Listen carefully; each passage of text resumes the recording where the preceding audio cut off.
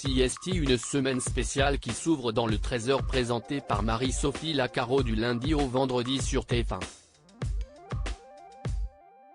En effet, d'ici ce vendredi 30 juin, les téléspectateurs connaîtront le gagnant du concours Votre plus beau marché, qui sera désigné parmi 10 villes finalistes situées partout en France. Dans le 13h de TF1, au cours de cette semaine du 26 juin 2023, les fidèles téléspectateurs de Marie-Sophie Lacaro découvriront le verdict tant attendu de la 6e édition de Votre plus beau marché. Les votes sont désormais clos.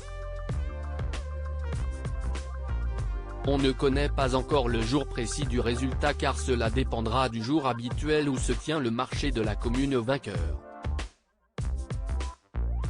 TF1 n'a également pas communiqué sur une éventuelle délocalisation du 13h pour l'événement, comme avait pu le faire Marie-Sophie Lacaro en 2022, en direct de Narbonne. Ça dépendra de l'actualité de la semaine, confie la journaliste à Télé Loisirs, qui se réjouit du succès rencontré chaque année par cet événement. Cela fait partie de nos marqueurs. Des téléspectateurs nous disent qu'ils attendent le concours pour préparer leurs vacances. J'adore l'idée, sourit-elle. Votre plus beau marché sur TF1, quelles sont les villes finalistes?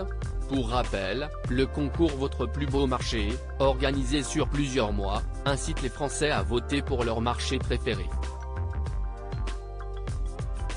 Pour cette cuvée 2023, les 10 marchés finalistes sont ceux de La Réole, Nouvelle-Aquitaine, Colmar, Grand Est, Vannes, Bretagne, Argenton-sur-Creuse, Centre-Val de Loire, Yvetot, Normandie, Sète, Occitanie, Grenade, Occitanie, Arras, Hauts-de-France, Garéou, PACA, et Thouars, Nouvelle-Aquitaine.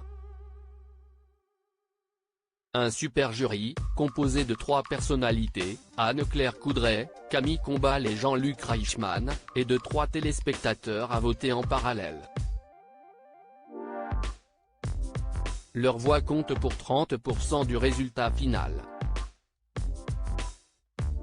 Des retombées économiques garanties pour le plus beau marché de France sacré sur TF1 mai. Alors que le 6e vainqueur est sur le point d'être désigné, ce concours a-t-il vraiment un impact sur le terrain? CIST, un coup de projecteur extraordinaire sur nos marchés. Nous n'avons pas les moyens de faire de la pub, rappelle Monique Robin, présidente de la Fédération des marchés de France. Je me suis d'emblée interrogé sur les retombées économiques, assure Marie-Sophie Lacaro. Le premier gagnant en 2018, le marché de Sanary, a eu entre 20 et 30% de fréquentation en plus la première année. Un pourcentage sur lequel s'accordent les municipalités que nous avons interrogées. De Sanary, passons à Montbrison, dont le marché a été sacré en 2019. Il y a eu un avant et un après. Ça a eu un impact très fort et nous l'entretenons, confirme le maire Christophe Basile.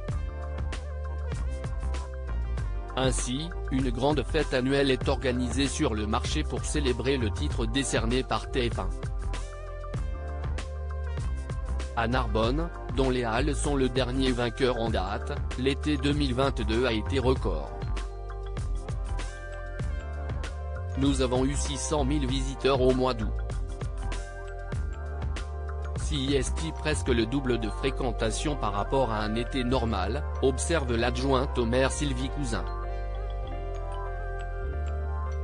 La grande nocturne des Halles de Narbonne, organisée le 4 août 2022 pour fêter le titre, est même désormais un événement pérenne, amené à se répéter 2 fois par an.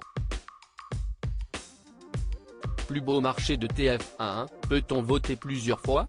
Pour augmenter leurs chances de gagner, des communes n'hésitent pas à mettre le paquet avec des flyers, des t-shirts, des banderoles.